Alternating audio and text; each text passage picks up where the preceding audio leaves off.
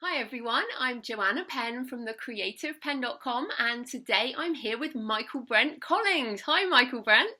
How are you guys doing? Oh, good. This is going to be a fun show.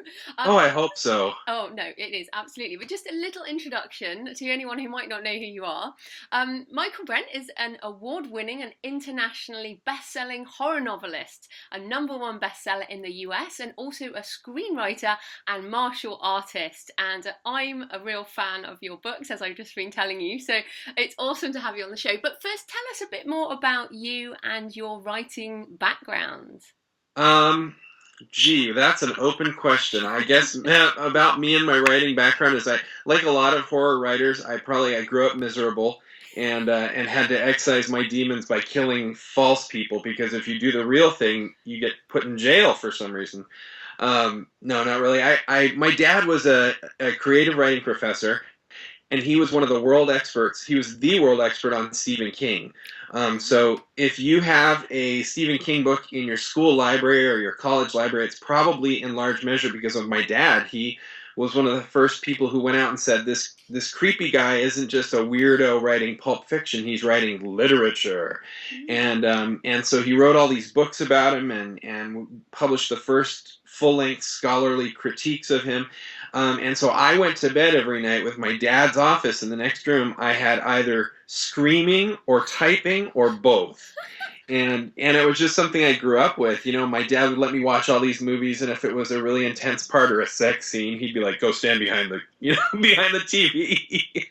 But I just grew up with it. And then when I was a kid, I was small and I was very intelligent and I was abrasive, and those are a recipe for getting punched a lot, and because of the small thing, I couldn't do anything about it. So I'd write like my little stories, and I'd be like, and then the bully died, and so I grew up with it in the next room, and then it migrated over into therapy, and then eventually I started realizing how powerful a medium horror can be, and I started really kind of emphasizing that in my work. I write other stuff. I write science fiction, and I write thrillers, and I write all sorts of different things, but I keep coming back to horror as both a home base and something I understand, and also just something I find immensely gratifying and something that can be good for the world. Mm. Oh no, that's fascinating, and obviously you've got a sense of humor as well. Look, you got to when you look like this, honey. But the first question I want to ask is about the horror genre because recently read The Darkness Light, and it starts off and you think, oh, and I thought, oh, why is this in horror? This is like a mainstream thriller, but Uh, it pretty much spirals into something which has like a supernatural aspect, and yeah. I think you can get away with a lot of murder in other genres. But I guess my question is, what defines horror for you, and what are the characteristics of the genre? Because certainly your book is not torture porn or anything like that, Right. so to explore the edges of the genre for us. Well, I mean, the best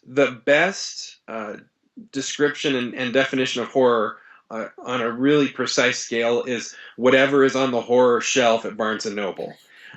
Because genre exists as it's a function of marketing. In the old days, there was just the novel. It was the new thing that came out. And nobody asked, "Oh, did you read the horror book Frankenstein?" They said, "Have you read this novel Frankenstein?" And now we have it kind of bifurcated up either in actual shelves or Amazon puts them in its virtual shelves or what have you. And a lot of books that don't deserve to be in one place or the other end up there just because it's a marketing decision. But I do think when a lot of people think about horror, it's funny you mentioned torture porn because people go, "Oh, I don't like horror," and you say, "What don't you like about it?" And when you really dig down, what they don't like is like the poster for Saw, Hmm. because they haven't seen any real horror movies or read any real horror books, but they have this image of, oh, it's that thing with a monster in the background who's chasing a girl whose bosom is about to pop out, and oh, and then there's blood, and that's kind of all they have, and if you look at it um, really carefully, I mean, the most gory books I know of aren't horror; they're war novels, and the most sexualized books aren't horror. They're romance and 50 Shades of Grey and things like that. And so everything that people don't like about horror is found somewhere else more so. So horror is very much just an image we have created. I think for me, when I'm talking about my horror, I'm talking about a story that takes people and it cuts everything away that's extraneous. It takes away their everything but their sense of self, and it does it through tragedy. In a thriller, you're running away from something, and there's the sense that you have to stay ahead of possible tragedy. And I think in horror, you start out with tragedy having already occurred, and the threat then becomes loss of self, damnation. It's not the best horror isn't just nubile teens in the forest banging away until somebody cuts their head off. Which I don't understand that because I've never been a nubile teen in that position, but I am like a family man, and a lot of my stories revolve around families because I think what would be the worst thing to happen would be to lose them. And so horror, I think what it does is it really incisively takes away everything extraneous about people and then says, okay, this is your core. You don't have your job, you don't have your money, you don't have even your relationships, because horror always isolates people. So it takes away everything but you and then says, now you're going to live or die based on your own merit and perhaps a touch of grace. And that's the area that I also find very fascinating, because you get to talk about grace and about God. And if there's a girl possessed by a demon, a guy in a priest's outfit walks in, and casts her out by the power of God. And those are things you can't do in any other genre nearly to the same extent. You can't talk about these huge questions, even like, Dan Brown in the Da Vinci Code, and he's kind of ruminating around what really happened to Jesus, but it's all played out in a very low key sort of way. I mean, the adventure is ridiculous, and I liked it. It's fun, but it's ridiculous adventure. And then the supernatural aspects are very dumbed down at the end. Whereas in horror, you can go like, no, man, we're going to ask a question whether this prophetess is of God or the devil, and she'll either save us or damn us. And it's really cool stuff that you can do. Yeah, it's funny because I've been on the BSAT categories, that drive what's on Amazon and things. Yeah. We've been on a bit of a campaign, a few of us, to get the thriller-supernatural added, and they now have added it. And this, when I was reading your book, because I always have supernatural elements, so I think, well, I write supernatural thriller. But when I read your books, I've been reading, the James Herbert, some of the James Herbert stuff. I just read Sepulchre. Again, it's like a book I keep going back to because I really like it. and it's, again, that supernatural element. But I don't think there's much of a line between a supernatural thriller and a horror, in a way. You know what I mean? No. Yeah, I agree. And again, it's like a lot of these books, they get put on this shelf because that's where they'll sell. It's like Stephen King writes an awful lot of literary fiction. I mean, if you think about The Body, which was the basis for Stand By Me, or even Shawshank Redemption, they're not horror stories. They're very literary, this is what happens in this particular place to normal people sort of stories.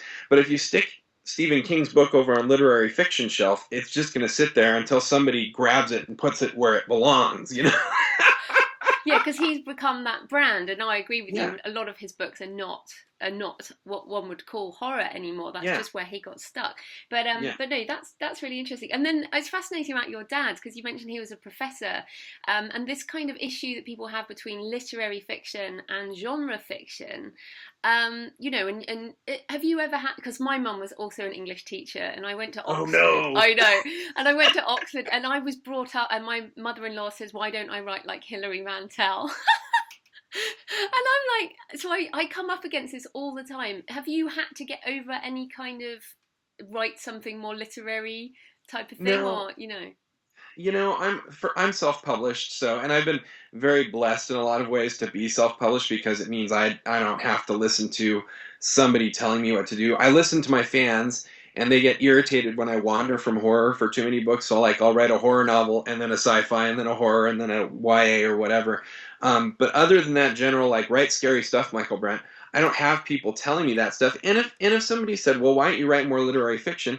I think that I have sentences in my books that are tremendously lyrical. So I think there's definitely times where people want that sense of, oh, I want something deep and I want something, very, very lyrical sounding. And I think I put those things there. My father taught poetry for 40 years. I mean, like it's in my blood to some extent. But I also, and this is just me, I'm not ripping on anybody else, but I don't get entertained and I don't personally enjoy books where people sit around a tea cozy and talk about their adulterous affairs and wax effervescent on the dew on the spider web. It's just, okay, well, you banged the wrong people and you're having tea and there's a wet spider web, like I said the whole book in 3 sentences.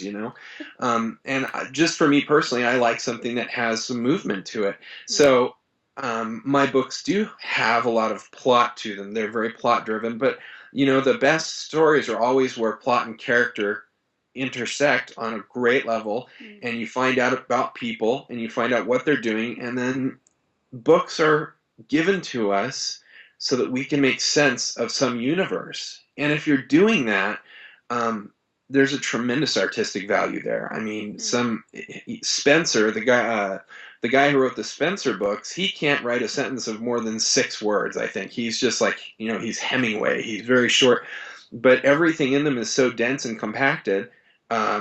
Some of the sentences are just beautiful, and so I think it's erroneous to say, oh, you have to be more literary, oh, you have to be more plot driven. I think you just should look at a book and say, this is something I like, and here's why I'll recommend it, or it's not for me, and maybe other people like it. I try not to be too catty about that. No, I agree with you. People like what they like. But I certainly couldn't put your book down, which to me, that's important. But just on, yes. I also, you got me.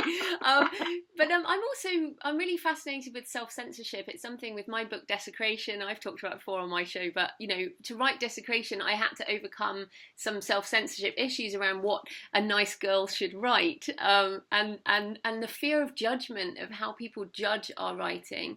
Have you come up against this self-censorship or fear of judgment? How do you overcome that?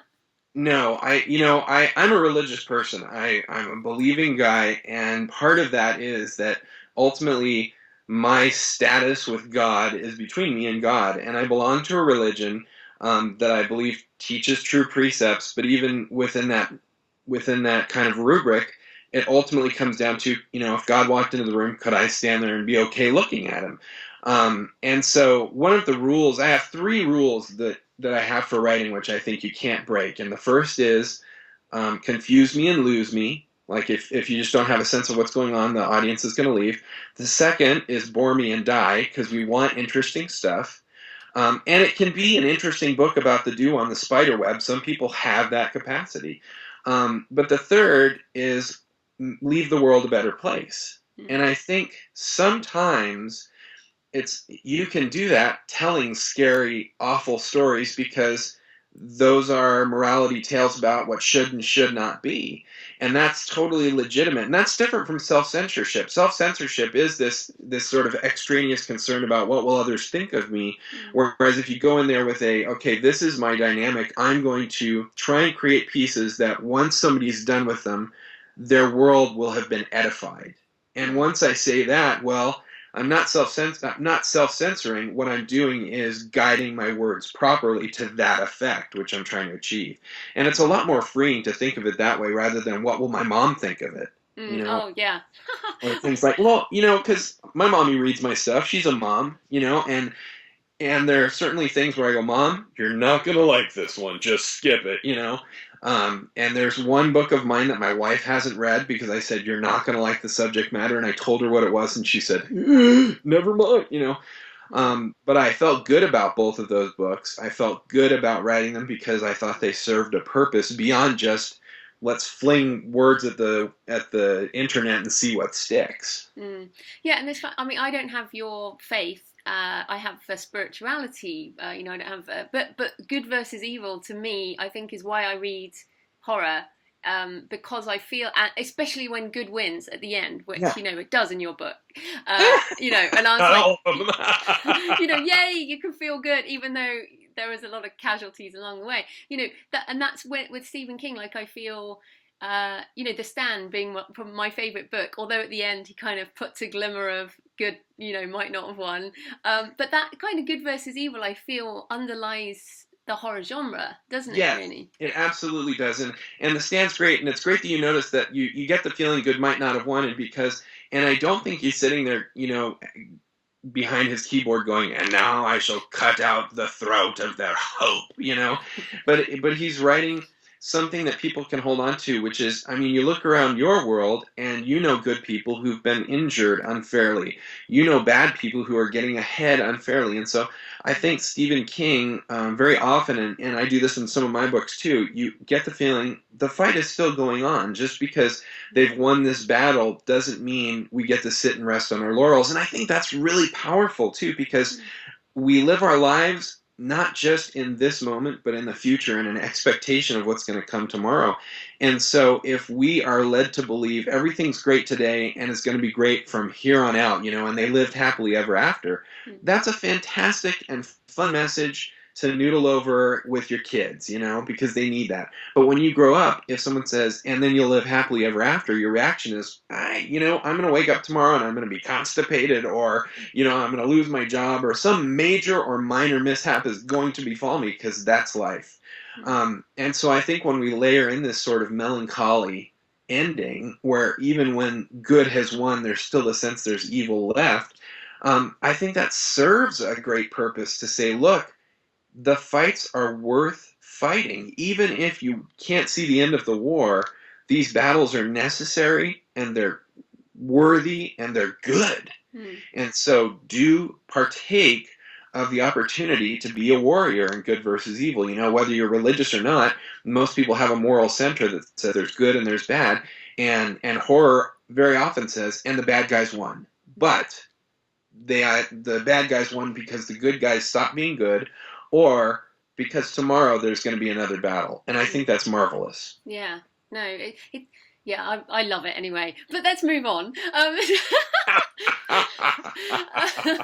Well, staying on the dark side. But I talked to fellow horror writer Jay Thorne about how writing some of this stuff heals us, and you talked a bit about bullying, about and you've got on your blog about depression, and I wondered, how does writing help you through those kind of dark moments, and do you have any sort of tips for people to write through that time? Well, on a very nuts and bolts sort of a level, it gives me something to do. I mean, one of the major things about depression is you crawl in your bed and you just don't want to leave. But I always have a story that I'm excited about, and that's something that I can control. A lot of us really hunger for control in our lives, and that's why we acquire money, and that's why we accrue friends and things like that. It's less about their intrinsic value than it is about the idea that now I control this kingdom. And writing is a wonderful thing for that, because you can control it. I mean, even if you go and your computer breaks and then you find out you're out of paper and all your pens have sprung leaks, like you walk outside and you get a stick and you start writing in the dirt. You can always write. And that's a good thing to have. It's always good to have a project that will lead you into the future, because if you're done 100% today and depression hits you, well, why not kill yourself? Because there's nothing to do tomorrow anyways. So just on a very nuts and bolts sort of base level, it's something to do. It's a good hobby to have. But beyond that, like, this actually ties into what we were talking about earlier. I do have a lot of days where I don't see, just because of chemical imbalances, I don't see a purpose, and I certainly don't have hope. And that's not because I don't want to be hopeful. It's just that's because my brain's broken in that way. And some of what my writing does for me is it reminds me, there are all these characters that I wrote, and I wrote them so that they would go through horrific events and then come through it. And in the middle of their horrors, if they know it's going to be all right in the end, then the horror has no validity. Who cares? If you're standing there being run after by the superhuman guy with the axe or the machete, but he's got a bad heart and he's going to die 6 steps before he gets to you, well, then it's not a horror movie. It's just a weird commercial for machetes, But because I've had those horrific elements in my books, and those characters who have to keep going, not for hope, but for the hope of future hope, that allows me to kind of think about it on an intellectual level. Look, I don't have hope today. I might not have it tomorrow, but I understand non-emotively that if I keep pushing, things should get better.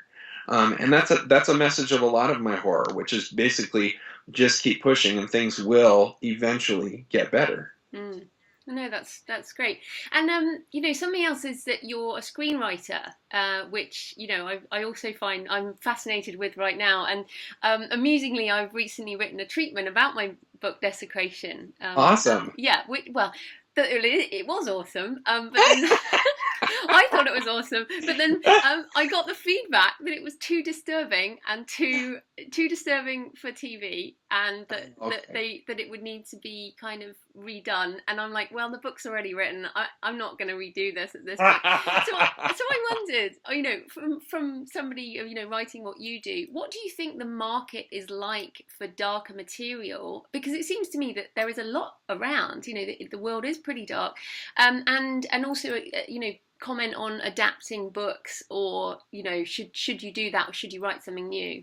Mm-hmm. Well, as far as the market for horror is always there. It's a fantastic market because it's cheap and there's a built-in fan base. I mean, you will not see Avengers Sleepaway Camp 7, because they're not going to spend $200 million on a horror movie. But you can get a bunch of, all too often it is these scantily clad teens, and you throw them in a sleeping bag together, and but it costs 85 cents to make the movie, and so it's a no-brainer for a lot of Hollywood executives. They go, okay, we've got Avengers 4 coming up, and that's using up $280 million of our 284. What should we do with the last 4? Let's make a horror movie. And so I have friends who are producers that they put together slates of $100 million, and they say, we're going to make 10 or 15 movies with this $100 million. And the investors love that because it's a safe bet. Even if you make a $2 million movie that sucks, it doesn't have to have that much traction to make that money back. So there's always a market for horror. That within the market, there's a lot of shift. I mean, 20 years ago, it was all about Scream, and then 10 years ago, it was Saw was kind of the big horse on the stage, and now it's very much about the ghosts and the paranormal activity sort of handheld stuff. The guy who made that first one, the first Paranormal Activity movie, he really changed the way Hollywood functions on a lot of levels, because he went in and he made this thing for $17,000, and it made $100 million in the theaters. And so people are looking for those inexpensive films to make. Now, if you show up and you're pitching the Avengers versus zombies, you're not going to get very far, because they don't want big event horror movies. They want things that can be shot inexpensively with limited locations, and if you make it really full of cool scenery chewing stuff,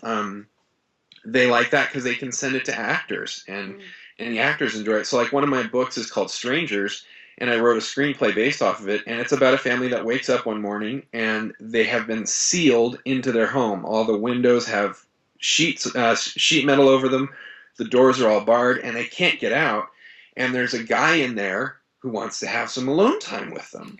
And I give it to the studios and I give it to producers, and they all love it because it's contained and it's cheap and it's got 6 people in it, and they each get to have really cool dialogue about how scared they are, and it's something that they go nuts over. So I've optioned that thing like 3 or 4 times now, and it's going to sell eventually. It's one of those that's just kind of waiting for the right home. So horror is a great thing to write. You do have to be aware of the market. I have 3 or 4 of my books and my screenplays are ghost stories. And because of the Paranormal Activity stuff, ghost stories are actually kind of hard to sell right now, because it's so dominated by this one production company, and they're putting everything out, and if you want to do something, it's got to be really, really different. So you kind of have to be aware of the vicissitudes of the current market, but it's a great market to write for, because there's always people there who want horror. And so did you start out screenwriting or not, or start out with novels? Like, how did you cross over? I did both at the same time. I've been writing since I was very young, and I didn't start writing screenplays, at age 4, like I started writing my little Crayola books, But when I was in high school, a friend brought a copy of the manuscript or of the screenplay for Terminator 2, and I read it, and I was like, "This is amazing! I mean, it's a totally different way of telling stories," and I thought I can do this too. So I've kind of grown up together with them. My first screenplay I wrote when I was in high school still, and my first book I wrote around the same time. And since then, whenever I do a book, I almost always have a screenplay version of it as well. It's just a good way to monetize my work, because like I can sell 2 versions of it. Well, see, that's brilliant, and let's come on to that. The monetize my work is, and it's great that you say that though, because you're writing in the funny thing with horror, it seems mainstream, but it's not mainstream. It's actually, it's smaller, than it's a niche. Yeah, it is, and there are uber fans, and then there are people like me who I would say are kind of half in, half out fans. I like some things and not other things, But you do make a living as a writer, and you have some great stuff on your blog about about the numbers and living, writing for a living. So can you maybe talk about your opinions on that, and how, because so many writers say, oh, I want to make a living writing, but then they just write one book. So how do you knit it all together? Yeah, well, the first thing I think the 2 things you need to be successful, and by successful I mean to be making money, because success, I prefer people not to think about that. It's success is the end of the rainbow. It's always going to move away from you, no matter how close you get.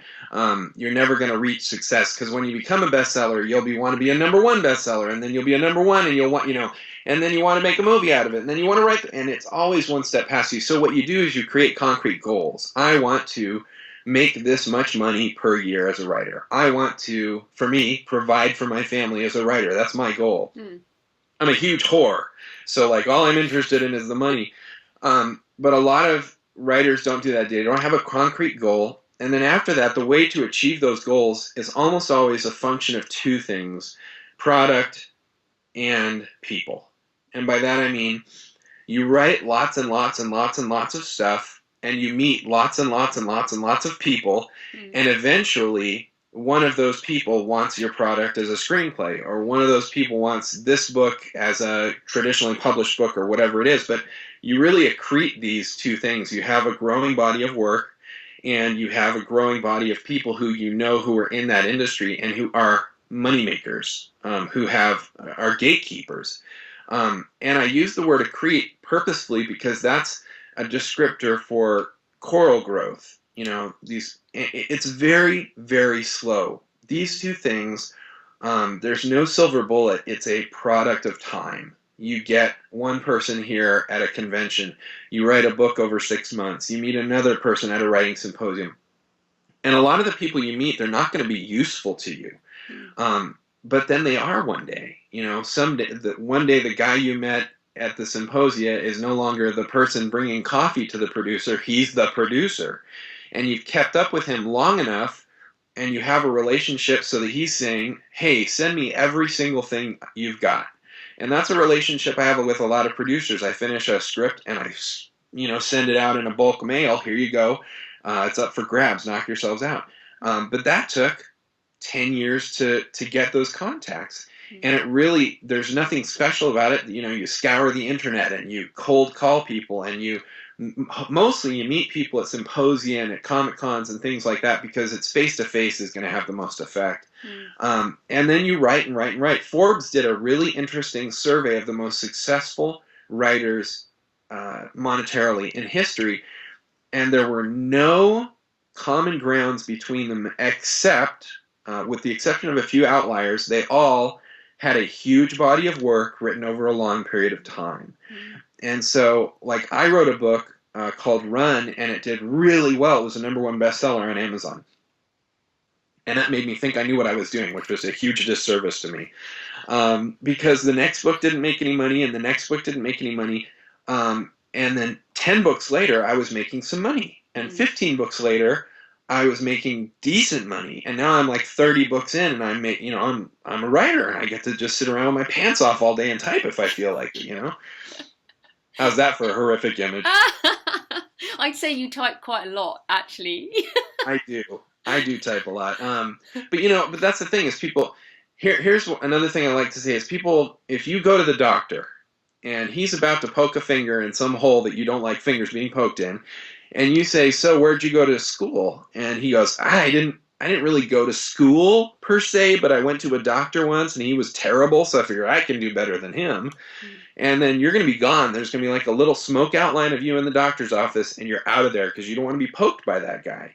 But that's the way a lot of writers pursue their writing career. They say, well, I read a book once and it sucked, so I thought I'd barf up my own little set of word crap, and some magical publisher is going to come along and scoop it up, and gold will rain upon me, you know?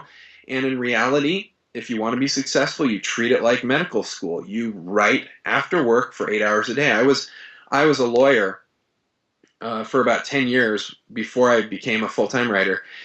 And I would get up at 6. I'd go to work until 6 or 7. I'd come home. I'd play with my kids. I'd play with my wife. At 10 or 11, she'd go to bed, and I would write until 2 a.m. And I did that every day for 10 years. Mm.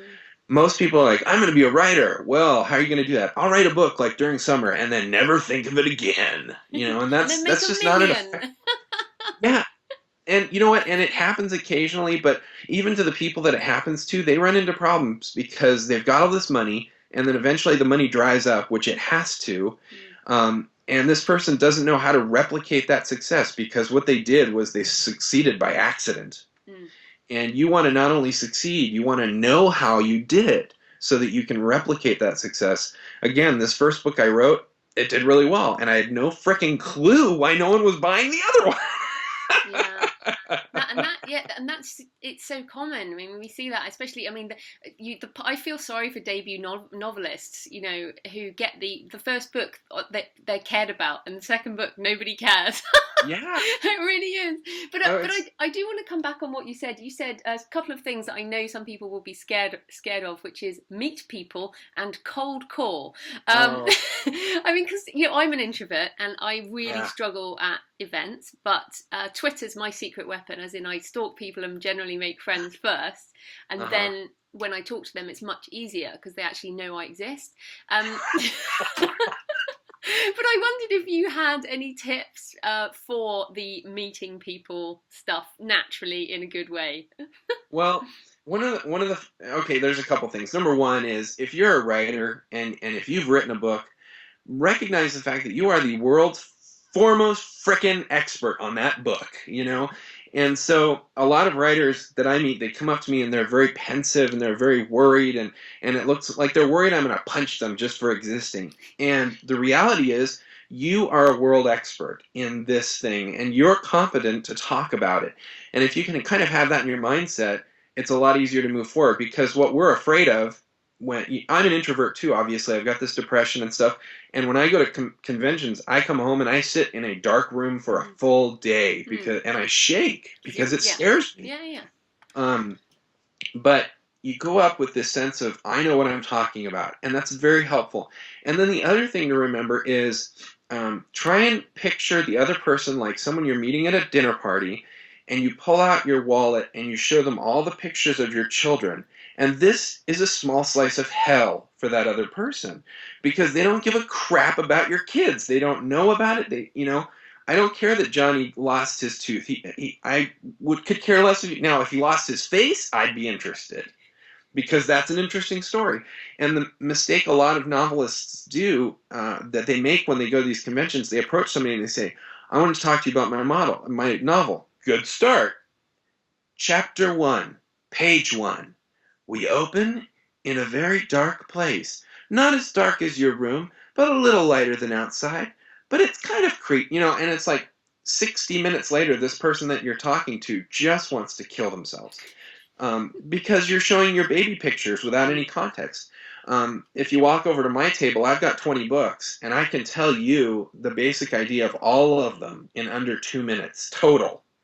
And then that allows the other person to be invested. He can ask you. So before we were talking on air, you asked, what should I read next? And I didn't say, I'll read this because it's so awesome. I said, well, Do you want to read about monsters, serial killers, ghosts, or demons? And then you get to answer, and now you're leading the conversation. And I'm not selling you anything. I'm just supplying your need. And that's a much better situation to be in. So rather than go, here's my baby pictures, blah, just vomit stuff on them, say, what are you looking for? And they tell you. And then you say, here's what I've got that fits that. And if you don't have something that fits that, you go, well, coincidentally, I'm writing something right now that fits that, because, and you have to do that. I've been in pitch sessions where they went for movies where I was trying to sell a movie and the producer goes, that's not what we're looking for. And I say, oh, I'm sorry.